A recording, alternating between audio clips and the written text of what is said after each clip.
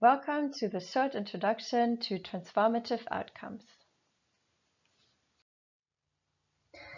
As part of our collaboration, we are working together to develop a process of formative evaluation and learning based on your Transformative Theory of Change.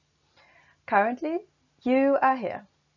In our next interactions, we are focusing on connecting your theory of change to the so-called transformative outcomes. In order to prepare you for the following interactions, this short video provides you with an introduction to what transformative outcomes are, why they are relevant, how they fit into the bigger picture of our collaboration, and how they can be used. So, let's get started. To refresh our minds, let's take a step back and do a small recap of the approach we're taking and why we're taking it. One of the key challenging questions when striving for transformative change is how do we know that our actions actually lead towards achieving transformation? Transformations are long-term processes that take much longer than the duration of a single project or initiative.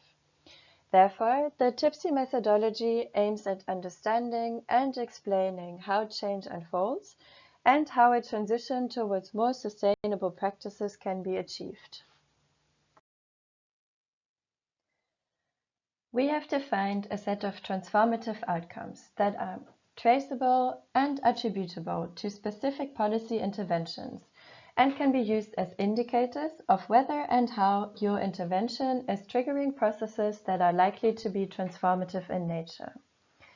Learning to evaluate whether and how such transformative outcomes are emerging from your initiatives is one of the core aims of our next interactions. The transformative outcomes provide you with guidance in a process of learning and reflecting on the progress your project is making on its path to reaching its transformative goals. You can see the transformative outcomes as your signposts for transformation. Basically, they shall serve you as a reminder and a guide you can turn to over and over again and help you to reassess what's going on, gain awareness and clarity of the processes and changes that are happening, pinpoint achievements already reached, and opportunities still to be seized for your project to become truly transformative. All in all, understanding transformative outcomes allows you to enter a process of learning and reflecting, which will ultimately help you to develop and implement your project's transformative goals based on its theory of change. In total, we have defined 3 processes of transformation, namely building and nurturing niches, expanding and mainstreaming niches, and opening up and unlocking regimes. These processes are based on the multi-level perspective of the socio-technical transition framework by Geertz and Schott. Niches are defined as spaces for radical innovation that are protected by specific selection criteria. In other words, niches can be seen as alternative practice in the fiercely contested field of innovation and transformation. They are promising in potential, but yet rather poor in performance. A regime is the dominant socio-technical configuration or the dominant way of doing things. A deeply rooted and stable arrangement of actors, infrastructures, rules, and technologies that guide the way of our society. So, regimes usually relate to the most common and convenient way of doing things. Landscape describes the physical world, shared cultural beliefs, political ideologies, trends, and shocks in which socio-technical systems exist. The landscape is what frames regimes and niches. It is the context and the background against which actors make decisions. So, as a reminder, we refer to 3 processes of transformation, namely building and nurturing niches, expanding and mainstreaming niches, and opening up and unlocking regimes. Each of the 3 processes of transformation is defined by 4 transformative outcomes, meaning that there are 12 transformative outcomes in total. We will look at those more closely now.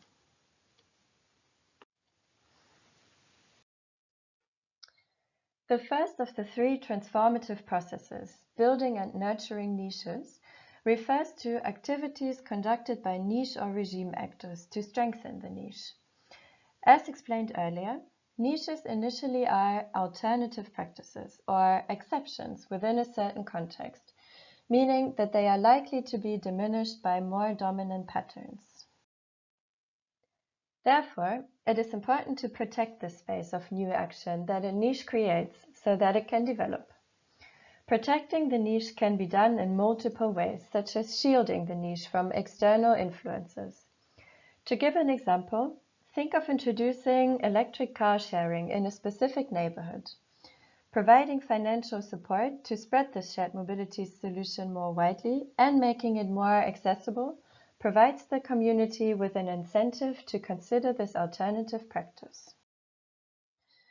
Protecting the niche can also be done by facilitating learning.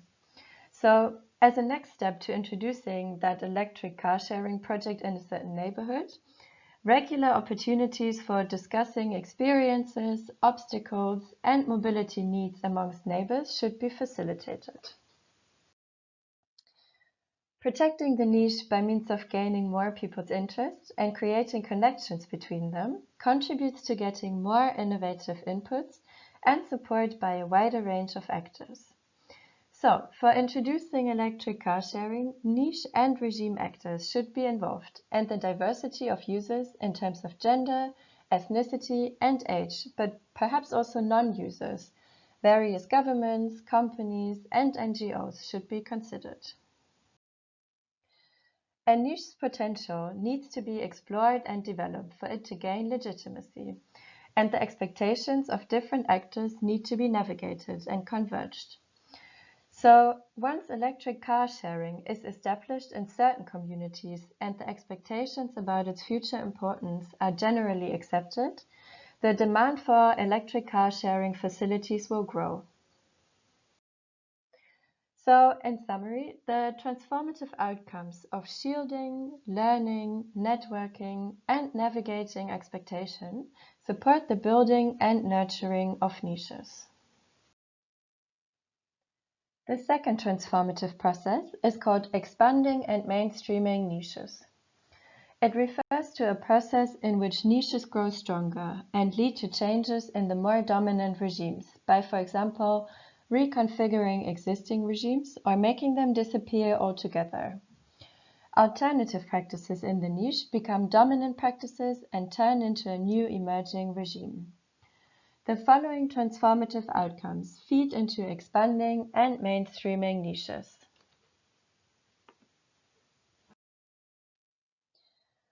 Upscaling a niche refers to the process of conducting deliberate action to get more users involved. So, if we're taking electric bikes in Paris as an example, upscaling would refer to concrete action that gets more people to use electric bikes in Paris. Replication then relates to transferring the entire alternative practice to another location. So if we stick to the electric bicycles in Paris example, this would translate to replicating the experiment in Rome and other cities. Circulation refers to the exchange of knowledge, ideas, and resources between multiple related niches. So, for example, actors in Paris, Rome, and other cities would circulate experiences and start working together. And then finally, institutionalization refers to the process of turning an alternative practice of the niche into a more permanent and more widely available practice. Here we focus on the process of a niche becoming a regime. An example of this would be for Paris to be turning the temporal experimental agreement that electric bikes need to be available at all train stations into official city policy for the longer term. So, to sum up, the processes of upscaling, replicating, circulating, and institutionalizing lead to expanding and mainstreaming niches. The third and final transformative process refers to the opening up and unlocking regimes. The ultimate aim is to change the regime itself. Niches can only become regimes when regime actors open up for change and develop the desire and will to make niches competitive. This process enables you to not just work on supporting the niche, but also on changing the dominant rules of the regime. De-aligning and destabilizing regimes relates to the process of disrupting and weakening dominant practices. This can be done by changing one of the regime dimensions through the introduction of new policies.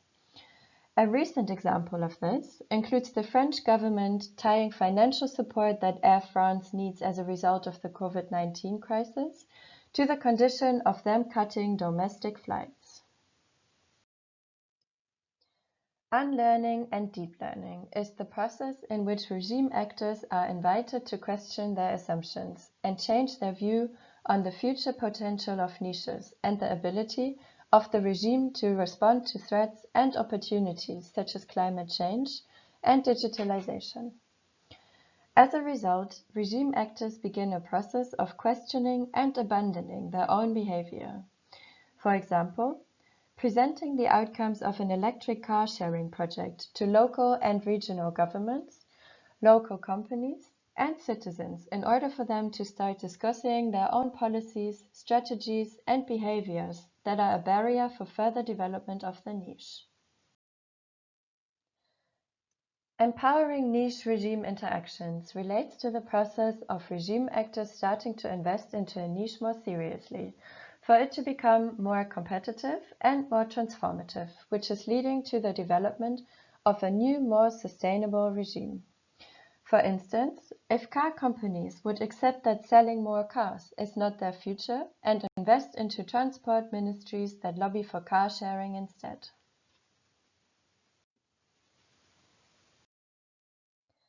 And then finally, the perception of landscape pressures, such as the climate crisis, needs to be changed amongst dominant regime actors. They need to reach the point of view that immediate action is warranted and new emerging, more sustainable narratives need to be promoted. Organizing foresight exercises to explore and reflect upon these perceptions and offering a wealth of evidence, but also shocks like COVID-19, can contribute to this process. So, to sum up, destabilization and de-alignment of regimes, unlearning and deep learning by regime actors, empowering niche regime interactions, and changing the perception of landscape pressures all contribute to progressing the transformative process of opening up and unlocking regimes.